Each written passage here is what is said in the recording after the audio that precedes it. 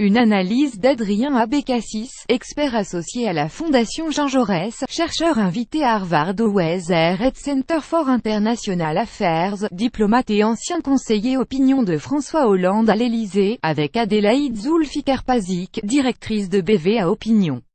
Après avoir gagné 2 points de popularité le mois dernier, Emmanuel Macron en repère 3 à 42% de bonnes opinions dans l'Observatoire de la politique nationale BVA pour Orange et La Tribune.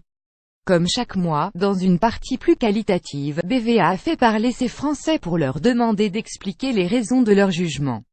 Qu'y a-t-il derrière ces chiffres? Quels sont les mots et les arguments avancés par les Français? Il ne semble pas y avoir eu, ce mois-ci, grand-chose de nouveau ou de marquant aux yeux des personnes interrogées par BVA. Ni les débats sur le budget, ni l'interview présidentielle, ni la polémique sur les premiers de cordée, ni les discours prononcés sur l'Europe ou la sécurité. L'opinion a entendu tout cela, on en voit des traces, mais sans que cela ne semble avoir structuré quoi que ce soit. De prime abord, on pourrait donc croire que rien n'a changé par rapport au mois dernier. Mais, en écoutant bien, on entend les propos évoluer.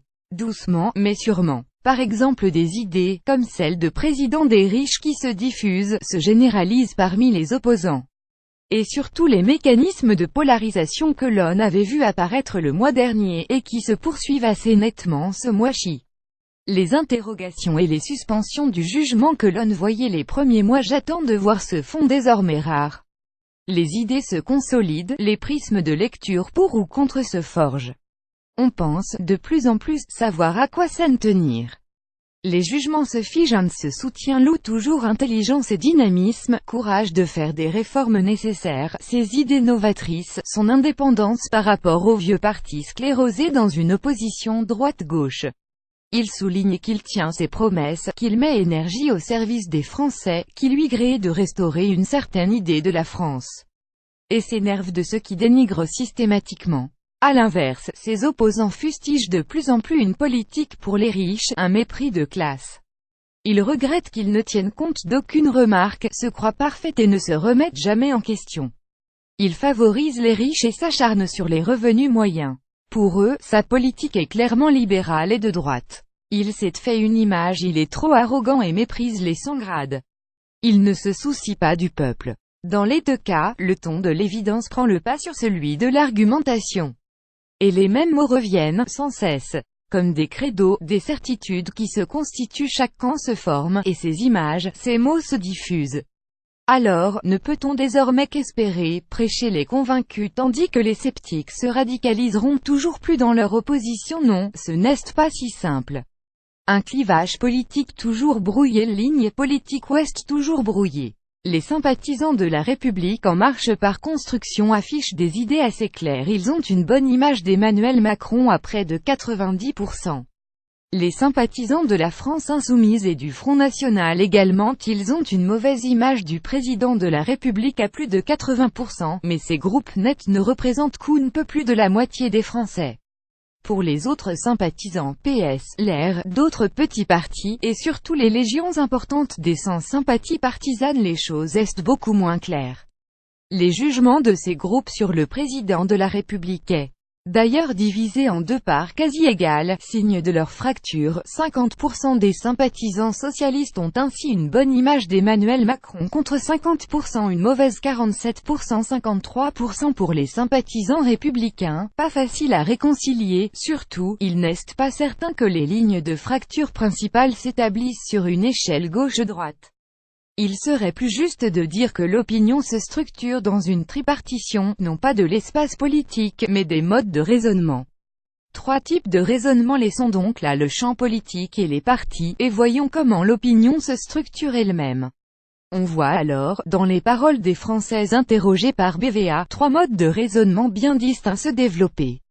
3 modes de raisonnement qui ne correspondent pas exactement aux affiliations partisanes. Il y a ceux qui pensent en termes de confrontation, ceux qui pensent en termes de conciliation et ceux qui pensent en termes d'exclusion. Penser en termes de confrontation, c'est d'abord réagir en termes de confrontation sociale. De classe, les riches contre les pauvres, les patrons contre les ouvriers, la finance contre le peuple. Il ne représente qu'une catégorie, le patronat et les banquiers. Il a du mépris pour la classe ouvrière. Il est au service des actionnaires et des puissants. Il se désintéresse des conditions de vie des autres. Il n'est au service que des classes aisées. Les riches vont continuer à s'enrichir, cela en devient immoral. Des intérêts nécessairement contradictoires, qui justifient une lutte ou une résistance sociale. Choisis ton camp, camarade. Et que la lutte commence. Penser en termes de conciliation, à l'inverse, c'est de penser selon la logique du en même temps. Il cherche à maintenir un équilibre juste entre les revenus du travail et ceux du capital.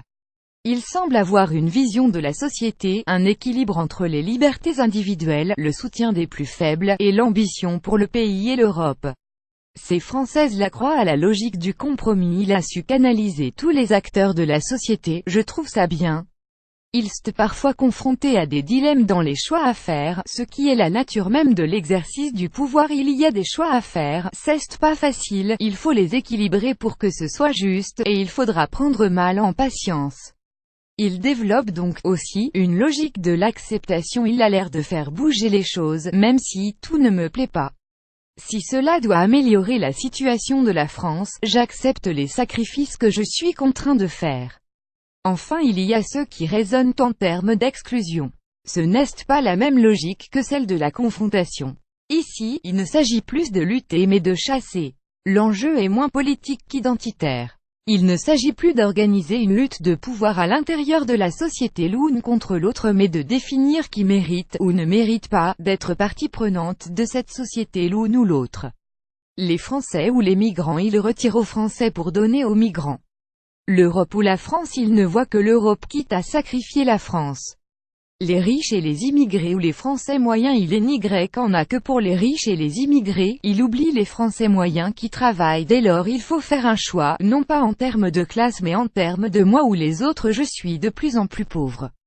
Obligé de réduire mon alimentation. Des demandes d'aide m'ont conduite à être victime d'un délit de faciès blonde gris aux yeux bleus et au teint blafard de malade à 74 ans, j'affiche le mauvais profil. Le débouché. Dans ce cas n'est pas la lutte sociale mais le rétrécissement des contours de la solidarité, quand ce n'est pas simplement le bannissement ou l'exclusion. Trois grandes matrices, trois raisonnements bien distincts, donc. Trois façons de penser, trois façons d'être en politique. Et on y reconnaît les trois grandes matrices politiques qui existent depuis toujours en France. Celle de la dispute et de la confrontation sociale, du creuset de la lutte des classes, qui a donné naissance à la plupart des grands mouvements de gauche.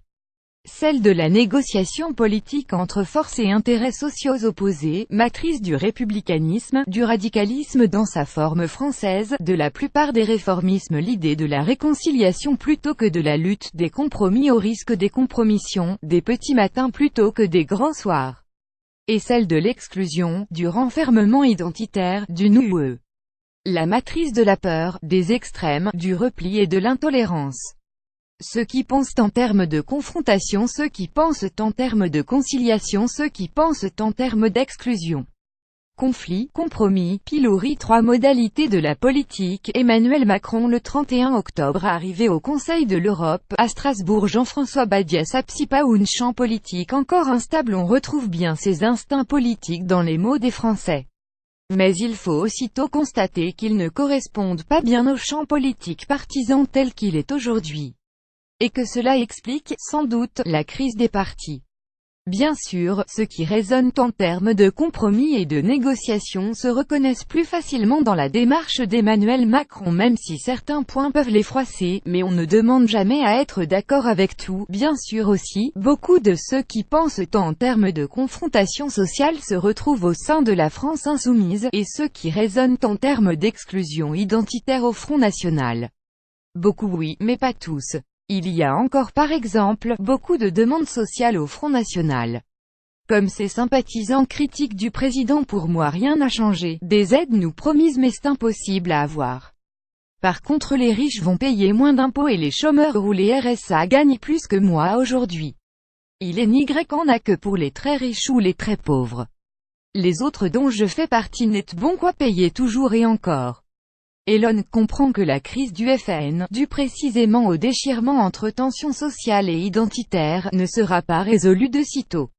On ne voit pas vraiment, non plus, de cohérence dans la façon de raisonner des sympathisants républicains partagés qu'ils sont entre la conciliation il est conscient des réalités, et l'exclusion il méprise notre identité culturelle. Elon comprend que Laurent Wauquiez lui a choisi, mais que cela ne se fera pas sans remous au sein de sa propre base. On ne voit, enfin, plus guère de traces de la social-démocratie, pensée du processus la négociation sociale, du réformisme le grain à moudre et de l'équilibre, qui se retrouve vampirisé par la démarche d'Emmanuel Macron qui ne lui ressemble pas mais lui coupe ses bases. Macron, seul en première ligne, exposé à un mot, les jugements des Français se figent, faute d'événements nouveaux.